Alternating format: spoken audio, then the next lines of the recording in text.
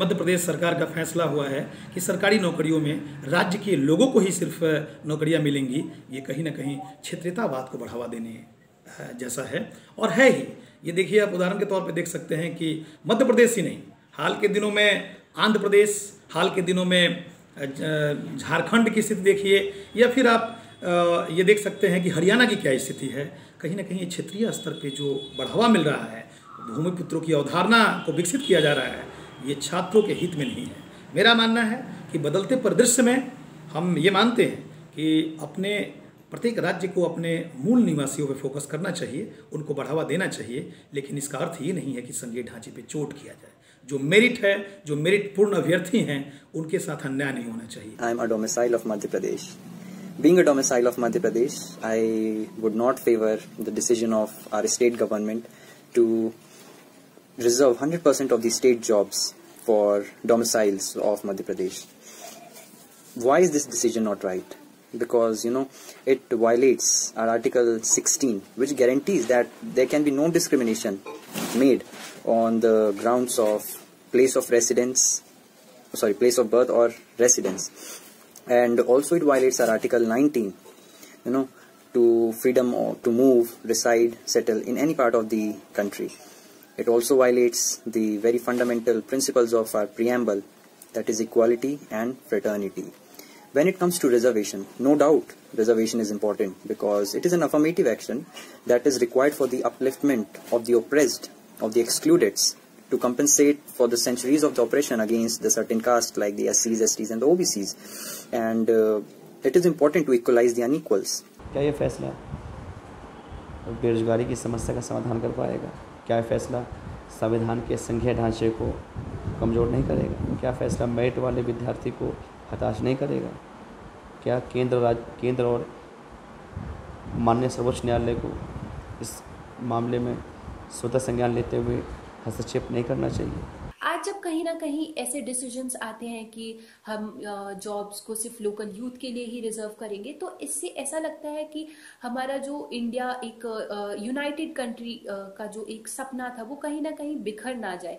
और हम देख रहे हैं कि इस तरह की रिजर्वेशंस जो है एक ट्रेंड की तरह उभर के आ रहे हैं।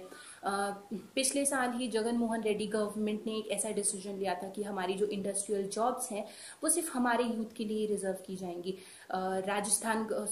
हरियाणा गवर्नमेंट ने भी ऐसे डिसीजंस को लिया है। राज्य सरकार की अनिश्चितताओं के इस दौर में इस प्रकार की नीतियों को केंद्र सरकार के नजरिए से देखा जाए तो ये भारतीय संघवाद को प्रभावित करती है।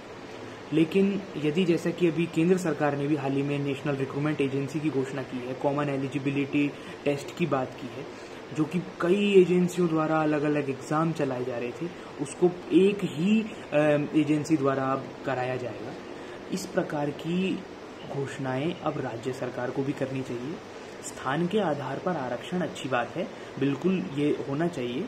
और सुप्रीम कोर्ट ने अभी जैसे कि आरक्षण पर अभी जो दो हाल ही में बात की है, जैसे कि EWS का यदि हम देखें उदाहरण, और यदि अभी SC और ST के ऊपर भी सभी राज्यों को एक अलग विशेष कोटा देने की भी अनुमति अभी सुप्रीम कोर्ट ने प्रदान की है। Where are the jobs? Where are the jobs? Because unemployment is at 46-year high, and these political parties, state governments, I would say, they are just misguiding the people. For example, Gujarat is seeking for providing 85% of the reservations on the basis of domicile in the private sector. But the data which was published in 2017, it itself reveals that 92% of the people who are employed in the private sector are Gujaratis only. So we can see that these political parties, they are just fooling the people, they are misguiding the people. मेरा मानना है कि जो इस तरह के decisions हैं ये बस एक पॉलिटिकल स्टंट की तरह हैं और सिर्फ वोट बैंक की पॉलिटिक्स के लिए मास को गैदर करने का एक तरीका है। इसका यूथ एम्पावरमेंट या जो हमारे यूथ हैं इनको जॉब अपॉर्चुनिटीज प्रोवाइड करने का कोई इतना बड़ा मोटिव नहीं है। राज्य ऐसे फैसले लेकर क्षेत्रवाद को बढ़ावा दे रहा है। क्षेत्रवाद हमेशा राष्ट्रवाद या राष्ट्रीय मुद्दों को खत्म कर देता है। इस तरह के जो डिसीजंस होते हैं ये हमारी फेडरल पॉलिटी को बहुत बुरी तरीके से हार्म करते हैं और हम सब जानते हैं कि जो इस तरह के जो डिसीजंस हैं ये रीजनलिज्म की टेंडेंसी को प्रमोट करते हैं। आपने अभी हाल के दिनों में उदाहरण देखा होगा कि मध्य प्रदेश का ही एक विद्यार्थी बिहार लोक सेवा आयोग में पहला रैंक लाता है, या उत्तर प्रदेश जैसे राज्य में वहाँ की परीक्षाओं में पूरे देश के लड़के अच्छा रैंक लाते हैं या स्थान बनाते हैं, या बिहार जैसे राज्य के लिए पूरे देश के महिलाओं के लिए आरक्षण की व्यवस्था की गई है। क्या ऐसी परिस्थिति में क्षेत्रीय ढांचे पे जिस तरह से मध्य प्रदेश ने कदम बढ़ाया है, जिस तरह से झारखंड ने कदम बढ़ाया है, हरियाणा ने कदम बढ़ाया है, आंध्र प्रदेश ने कदम बढ़ाया है, अगर यही स्थिति रही तो बिहार भी कल ऐसा फैसला कर सकता है, उत्तर प्रदेश भी ऐसा फैसला कर सकता है, जिसका असर ये होगा, इसका प्रभाव ये होगा कि कहीं ना कहीं क्षेत्रीयतावाद का जो कूट है, जो नीतिगत ढांचे को चोट पहुंचाएगा, छात्रों के हित के लिए ठीक नहीं होगा और कहीं ना कहीं मेरिट पर चोट होगा। जहां हम 21वीं सदी की बात करते हैं, एक भारत श्रेष्ठ भारत की बात करते हैं, वहाँ राज्य इस प्रकार से प्रतिबंध लगाकर मेरिट को हताश नहीं कर रहा। जितने प्रतियोगी छात्र आज दिल्ली, इलाहाबाद, भोपाल, जयपुर और विभिन्न देश के विभिन्न राज्यों में तैयारी कर रहे हैं, उनके लिए इस फैसले ने बहुत ही निराशा उत्पन्न की है। आखिर ये स्टार्ट कहाँ से हुआ था? ये स्टार्ट हुआ था जब हम देखते हैं महाराष्ट्र में Shiv Sena, which is a regional political party, it raised voice against Biharis जो होते हैं, Tamilians जो होते हैं, that they are snatching the jobs of the local peoples of the Maharashtra। जो एक concept वहाँ से start हुआ था, sons of the soil। So this was started by a regional political party, but now the other national political parties are taking it forward, for which is a case we can see in the Madhya Pradesh, ki Madhya Pradesh government, that is the BJP government, is trying to bring a legislation which is also supported by the Indian National Congress। So आज मध्य प्रदेश कर रही है, Haryana side में लगा हुआ है, Andhra Pradesh side में लगा हुआ है।